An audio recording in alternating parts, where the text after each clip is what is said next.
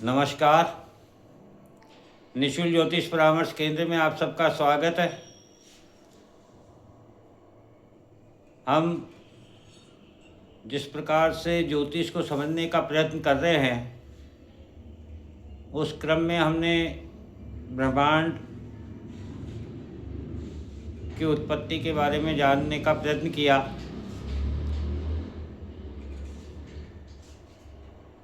हमें यहाँ ये समझना होगा कि क्या ज्योतिष, प्रकृति, ब्रह्मांड, ग्रह, पृथ्वी, क्या इनमें से किसी को अलग किया जा सकता है? तो इसका जवाब है नहीं, क्योंकि ब्रह्मांड से ग्रहों की उत्पत्ति हुई, ग्रहों से पृथ्वी की उत्पत्ति हुई, पृथ्वी से प्रकृति की उत्पत्ति हुई, और इन सभी की का अध्ययन ही तो ज्योतिष है। इसलिए इनमें से किसी को भी अलग नहीं किया जा सकता है। ज्योतिष हमारे प्रत्येक क्षण में शामिल है। हमने ब्रह्मांड को जाना, उत्पन्न ग्रहों में गुरु और बुध को जाना। आज हम शुक्र और मंगल को जानने का प्रयत्न करते हैं। तो काल पुरुष की संरचना का पहला भाव जो हमारी कुंडली बनती है, उसका जो प्रथम भाव होता है उसे मेष राशि 1 नंबर कहते हैं, और वह मंगल की ऊर्जा से ही प्रारंभ होता है। अर्थात मानव की उत्पत्ति का प्रारंभ मंगल की ऊर्जा के द्वारा है, और मंगल को 2 राशियां प्राप्त है। 1 नंबर मेष राशि कहलाती है और 8 नंबर वृश्चिक राशि कहलाती है। 1 नंबर मेष राशि अग्नि तत्व की है, चर स्वभाव है, और उसका प्रतीक चिन्ह जो है वो भेड़ है, जिसका स्वामी मंगल है। अग्नि जो कि धर्म को दिखाती है, यह हमने जब गुरु का अध्ययन किया तब भी जाना था, क्योंकि अग्नि के द्वारा ही बुराइयों का नाश कर शुद्धता और पवित्रता प्रकृति को प्रदान की जाती है। इसे आप इस प्रकार भी समझ सकते हैं कि सोना अग्नि में तपकर ही कुंदन बनता है। जीव का जो जन्म है इस पृथ्वी पर, वह भी ऊर्जा के द्वारा ही संभव है।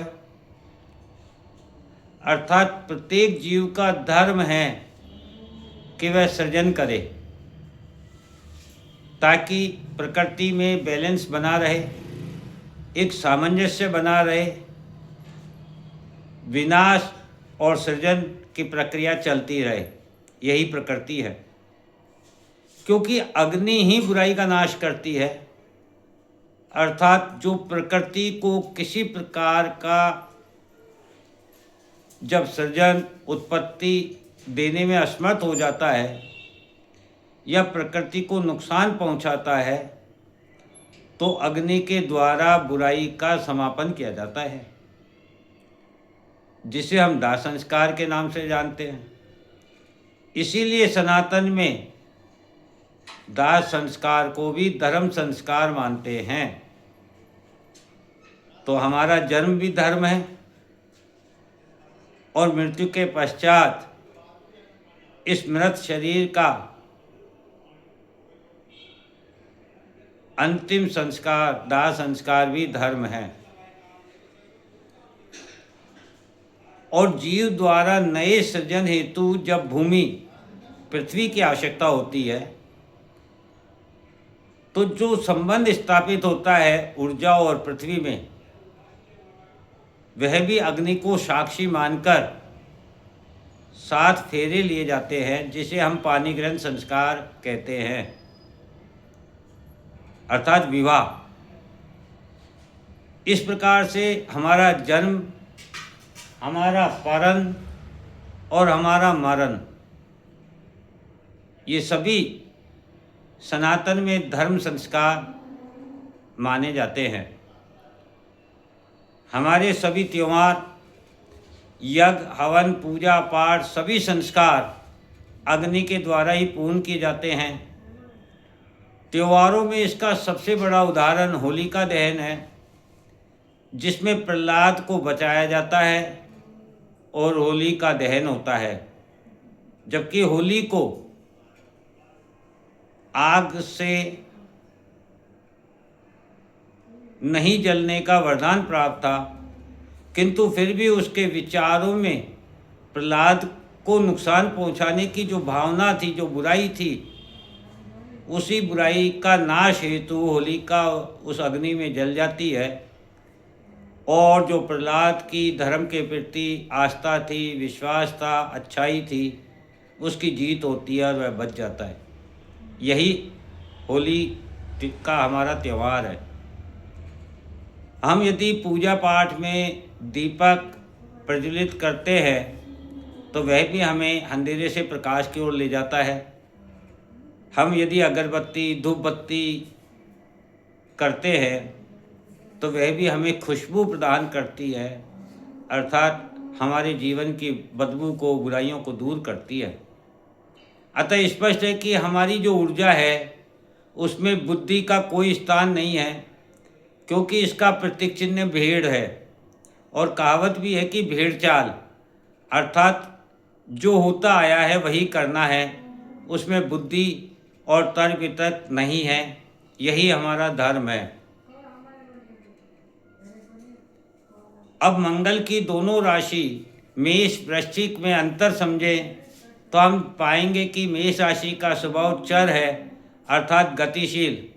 इसीलिए जब तक हमारा शरीर गतिशील है तभी तक हम जीवित हैं, हमारा जीवन है। और वृश्चिक राशि का स्वभाव स्थिर है, इसीलिए इसे मृत्यु भाव कहते हैं, क्योंकि जब हमारे शरीर की ऊर्जा शांत एवं स्थिर हो जाती है तो हम कहते हैं कि शरीर की मृत्यु हो गई है। मंगल की दूसरी राशि 8 नंबर वृश्चिक राशि को समझें तो ये जल तत्व की है। इसका स्थिर स्वभाव होता है और इसका प्रतीक चिन्ह बिच्छू है। अब मंगल जो ऊर्जा है वहाँ जन्म है, अर्थात प्रारंभ है, और स्थिर जल जहाँ है वहाँ मृत्यु है, अर्थात अंत है। इस प्रकार से ऊर्जा दोनों स्तरों पर कार्य करती है, सृजन का कार्य भी करती है और अंत का कार्य भी करती है। इसी प्रकार से जब हम शुक्र को समझते हैं तो शुक्र को भी 2 राशियाँ प्राप्त है 2 नंबर वृष राशि और 7 नंबर तुला राशि। शुक्र हमारे शरीर में स्थित शुक्राणुओं का कारक है। शुक्राणु हमारे जीवन में प्रतिदिन का कार्य करते हैं, अर्थात शुक्र उत्पत्ति के कारक ग्रह है। यह मूलभूत इसका स्वभाव है जिसे हमें जानना चाहिए, समझना चाहिए। वृष राशि को यदि हम समझें तो वृष राशि भूमि तत्व की है, स्थिर स्वभाव की है। इसका प्रतीक चिन्ह बैल है और बैल के लिए कहावत है कि घाणी का बैल, अर्थात वह ऊर्जा, वह कर्म जिसमें गति की एक निरंतरता हो लेकिन उस गति में स्थिरता भी हो, अर्थात एक समान गति हो, जो शरीर से तो भारी हो किंतु स्वभाव में शांत हो। इस प्रकार से बैल को इसके प्रतीक चिन्ह के रूप में दर्शाया गया है। यही वृष राशि है।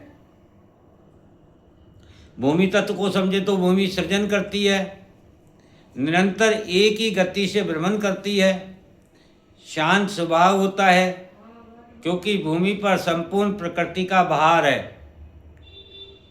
इसीलिए शुक्र को लक्ष्मी स्वरूपा कहा गया है। भोग, विलासिता एवं सुख तथा संजीवनी, अमरता के स्वामी भी शुक्र को कहा गया है। लक्ष्मी स्वरूपा अर्थात धन, धन से ही प्रकृति का संचालन होता है। फिर वह धन चाहे मुद्रा के रूप में हो, वस्तु के रूप में हो, परिवार समाज के रूप में हो, संस्कार के रूप में हो, भोजन के रूप में हो, वाणी के रूप में हो, प्रेम और प्यार के रूप में हो, किसी भी रूप में हो सकता है, जिसका भोग करके हमारे मन को सुख प्राप्त होता है। जिस धन का भोग करके, वह धन किसी भी रूप में हो सकता है, उस धन का भोग करके जब हमारे मन को सुख प्राप्त होता है, इसीलिए वृष राशि में चंद्रमा उच्च का होता है, क्योंकि चंद्रमा हमारा मन है और समस्त सुख जितना भी प्राप्त होता है या महसूस होता है वह मन के अधीन है। मन के द्वारा ही उसकी गणना तय की जाती है।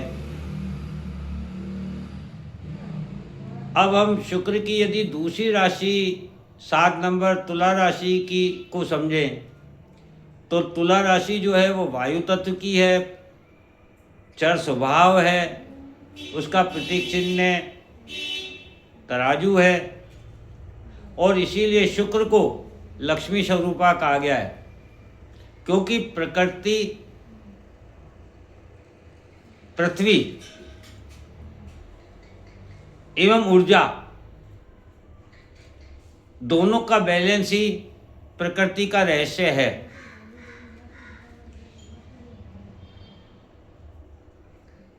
आप इसको बिजली का जो सिद्धांत है उससे भी समझ सकते हैं। आप बिजली का सिद्धांत तो जानते हैं, एक पॉजिटिव होता है एक नेगेटिव होता है, दोनों वायर के मिलन से ही बिजली का प्रकाश होता है, बिजली संचालित होती है, कार्य करती है। अर्थात एक वायर जो प्लस है वह पॉजिटिव कहलाता है और एक वायर जो माइनस है वह नेगेटिव कहलाता है।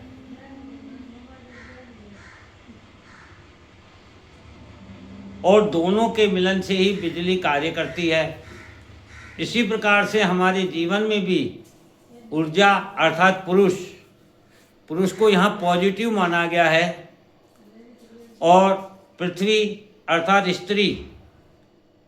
स्त्री को यहाँ नेगेटिव माना गया है और दोनों के मिलन से ही सृजन होता है, प्रकृति की उत्पत्ति होती है। इसकी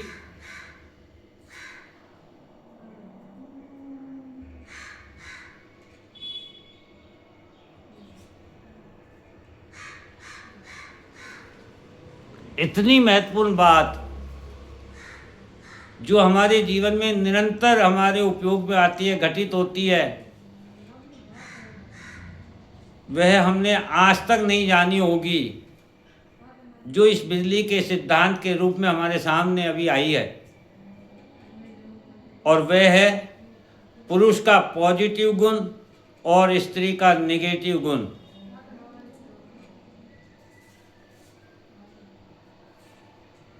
अब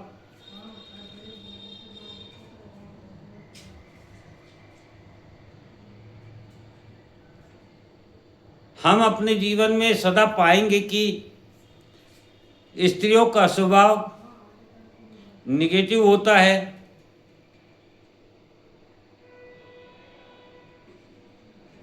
स्त्रियां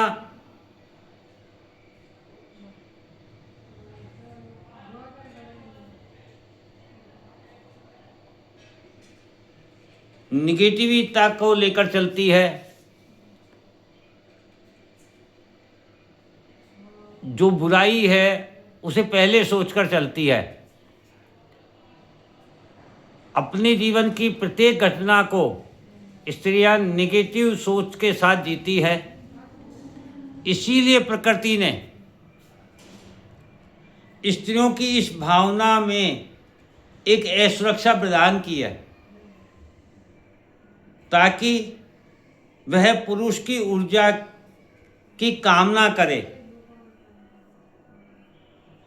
पुरुष की ऊर्जा का सामीप्य पाकर स्त्रियां सुरक्षित महसूस करती है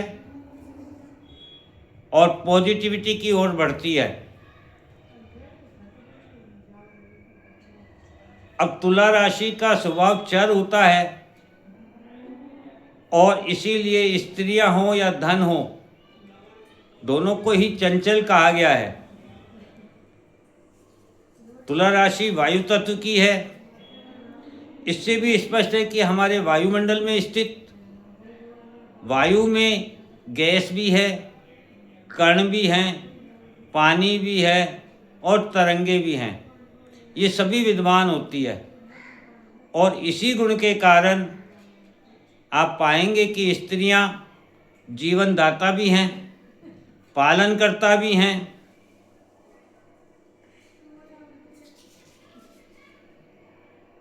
फिर वह चाहे भोग के रूप में ही क्यों ना हो। और स्त्रियों में इमोशन अर्थात नमी भी है।